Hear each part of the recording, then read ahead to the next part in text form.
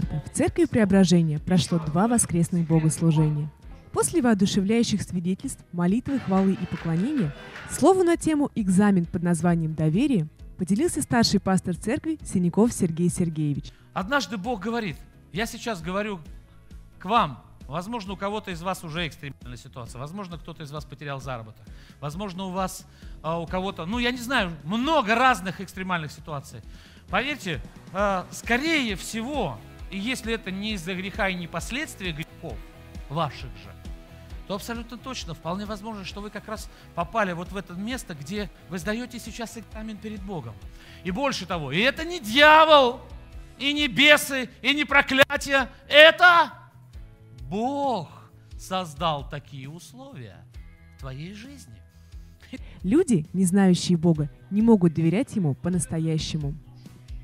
Этим же утром в 9 часов состоялось очередное занятие для будущих лидеров домашних групп, которое в этот раз провел пастор Помещиков Александр Семенович.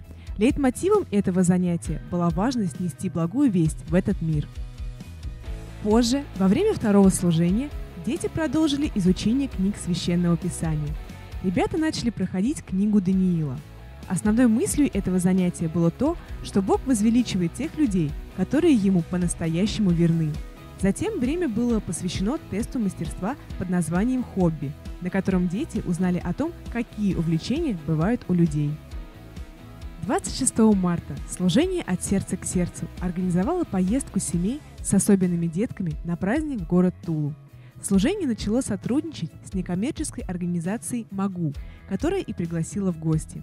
Замечательный, веселый праздник для особенных деток, где дети и родители смогли увидеть выступления цирковых артистов, посмотреть экспонаты из музея «Экспериментория», поучаствовать в различных мастер-классах, в играх и хороводах.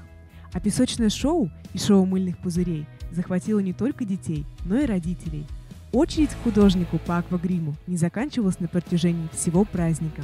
Родители особых деток благодарят за эту поездку турфирму «Попов Тур» за предоставленный транспорт, а церковь за молитвенную поддержку. 29 марта состоялось второе заседание круглого стола нашего замечательного хора. Вот так громко было названо это новое для каждого из участников хора, но крайне необходимое мероприятие, которое теперь будет регулярно проводиться в теплой, дружеской, непринужденной обстановке за чашечкой чая и сладостями. Ребята поработали очень плодотворно, помолились, попросили прощения друг у друга, наметили ближайшие цели и решили насущные вопросы. Весь хор благодарит Бога за то, что Он дает мудрости и терпение, любви друг к другу, способности понимать и принимать, за то, что созидает в единстве. Огромное спасибо Любови Труфановой и Сергею Семину за труд, понимание и терпение, за любовь ко всем участникам хора «Лучи благодати». На этой неделе в церкви прошел 3-дневный пост и молитва. 30 марта в среду церковь собралась для того, чтобы вместе молиться за насущные нужды, ходатайствовать за семьи, город и страну.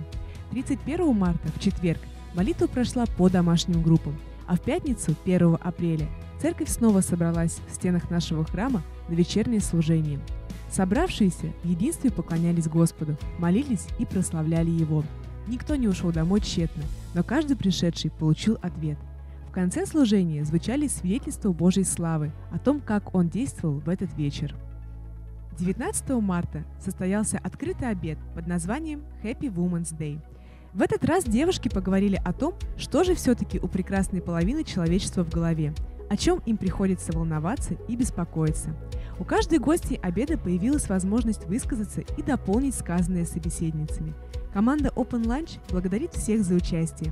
Спасибо за ваши добрые слова и улыбки. Было очень приятно провести с вами время. И уже с нетерпением ждем наших новых встреч.